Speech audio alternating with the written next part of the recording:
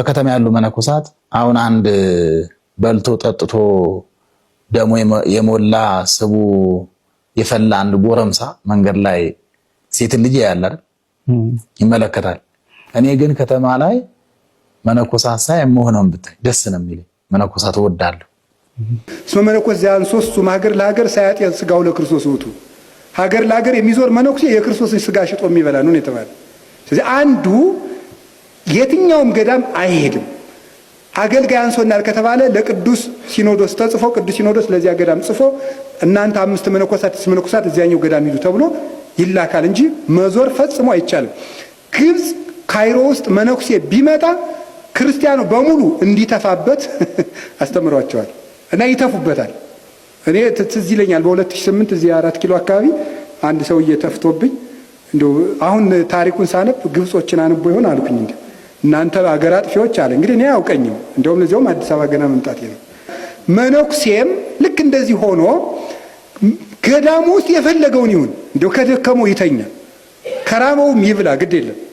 እንደው አንድ በግ ዛሬ ጨርሳለሁ ካለም ይብላ ጾር ከተነሳበት። ግን እዚያው ውስጥ ነው፣ እዚያው ባህሩ ውስጥ እንደፈለገ ይዋይ፣ ሲደክመው ይተዋል ወይም መልሶ ይቃናል ማለት ነው።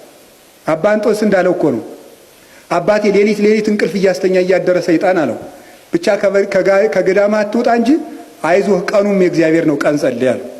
ሰው ከገዳሙ ካልወጣ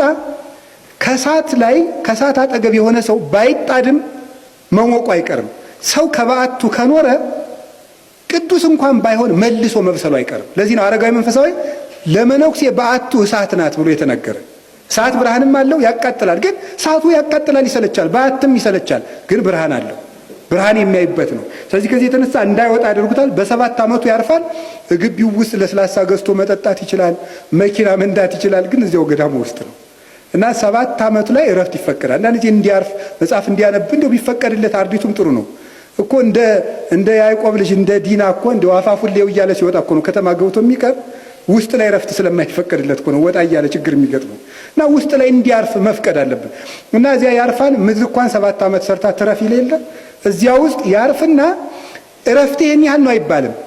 ባለቃ የሚሰራ መነኩሴ የለም፣ በህሊናው የሚሰራ መነኩሴ ነው። ራሱ በቃ ብሎ ወዲያው ይመለሳል ወደ ስራው ማለት ነው። ከአንዱ ገዳም ወደ አንዱ ገዳም መሄድ አይፈቀድም። የትም ቢሆን በአላህ ክብር ነው እንደዚህ ላደርግ ነው። አሁን የኛ መነኩሴ ግሸን ልሳለም ነው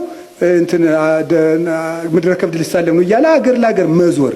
ያለህበት ገዳም ውስጥ አቡነ ተክለ ሃይማኖት አሉ፣ ሙላዋል። ጻድቁ ገብረ መንፈስ ቅዱስም አሉ።